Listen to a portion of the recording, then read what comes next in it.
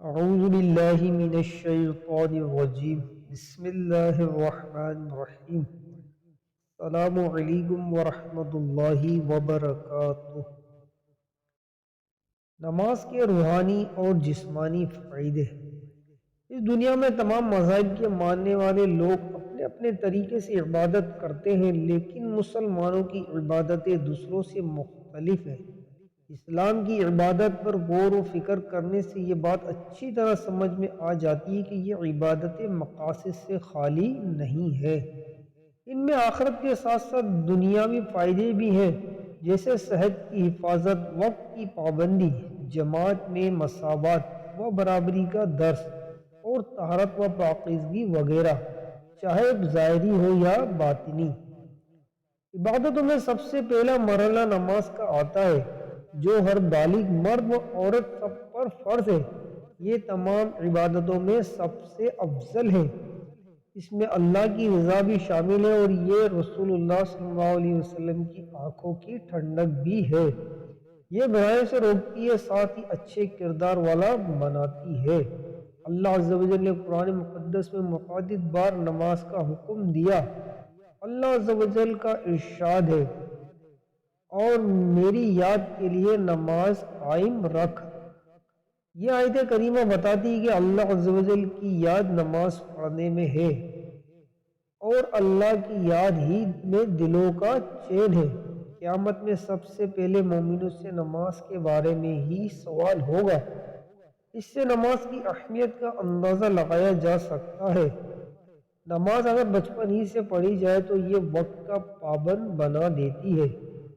وقت کی پابندی اور اس کی حفاظت انسان کو بلندی کی طرف لے جانے میں اہم رول ادا کرتی ہے۔ ایک فائدہ یہ بھی ہے کہ نمازی اس کی وجہ سے ہر وقت صفائی اور پاکیزگی کا اہتمام کرتا ہے۔ صفائی صحت و تندرستی کے لیے ضروری ہے۔ نماز میں رکوع، سجود اور قعود کی وجہ سے جسم کے تمام اعضاء متحرک ہو جاتے ہیں۔ یہ یاد رکھنا بہت ضروری ہے کہ نماز صرف اللہ عز و جل کی رضا حاصل کرنے اور آخرت میں کامیابیوں سے ہمکنار ہونے کے لیے ہے، نہ کہ جسمانی ورزش کے لیے۔ یہ تو اللہ عز و جل کا احسان ہے کہ نماز پڑھنے کی وجہ سے نمازی کی صحت سلامت رہتی ہے۔ میڈیکل سائنس کے لحاظ سے دن میں 5 وقت نماز میں اٹھنا بیٹھنا صحت کے لیے بہت مفید ہے۔ جس طرح ورزش کرنے میں اعضاء حرکت کرتے ہیں، اسی طرح نماز کی ادائیگی میں بھی اعضاء حرکت میں آ جاتے ہیں۔ ایک بڑا فائدہ یہ بھی ہے کہ نماز خون میں موجود کولیسٹرول یعنی چربی کو کم کرتی ہے۔ اس کے علاوہ دل کے دورے، مخبوط الحواسی، ذیابیطس، شوگر وغیرہ امراض سے بھی بچاتی ہے۔ نماز پڑھنے سے ذہنی سکون کے ساتھ ساتھ کئی قسم کی نفسیاتی اور جسمانی بیماریاں بھی دور ہو جاتی ہیں۔ نماز جسمانی پٹھوں میں توازن قائم رکھتی ہے۔ اگر کوئی صحیح طور پر یعنی مکمل یکسوئی اور خشوع و خضوع کے ساتھ نماز ادا کرتا ہے تو اسے قدرتی طور پر سکون حاصل ہوتا ہے۔ اللہ عز و جل کا فرمان ہے، ترجمہ کنز ایمان، سن لو اللہ کی یاد ہی میں دلوں کا چین ہے۔ بندے اللہ کی یاد ہی سے چین پاتے ہیں۔ جب بندہ دنیاوی خیالات سے اپنے آپ کو دور کر کے اللہ کی بارگاہ میں آتا ہے اور نماز پڑھ کر دعائیں کرتا ہے تو اس کے سبب اپنے دل میں ایک خوشی محسوس کرتا ہے اور مصائب و آلام سے نجات پاتا ہے۔ یہ خوشی کیا ہے؟ یہی تو چین ہے جو اللہ عز و جل کی طرف سے بندہ اپنے دل میں محسوس کرتا ہے۔ اس سے بہتر دل کا علاج اور کیا ہو سکتا ہے؟ نماز کے روحانی مقاصد۔ شریعت کے احکام میں اللہ عز و جل نے کچھ اصولی اور کچھ فروعی مقاصد رکھے ہیں، جیسا کہ اللہ عز و جل کا ارشاد ہے۔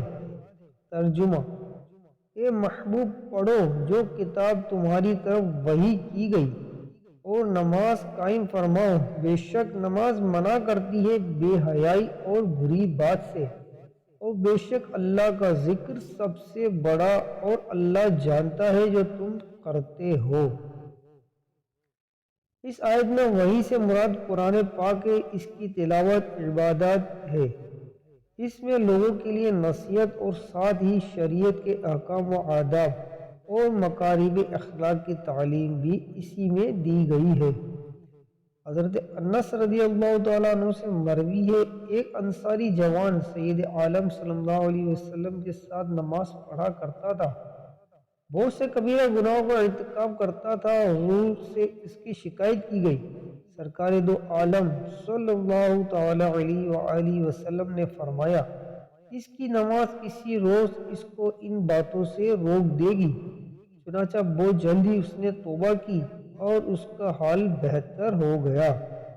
حضرت حسن رضی اللہ تعالیٰ عنہ نے فرمایا کہ جس کی نماز بے حیائی اور ممنوعات سے نہ روکے وہ نماز ہی نہیں۔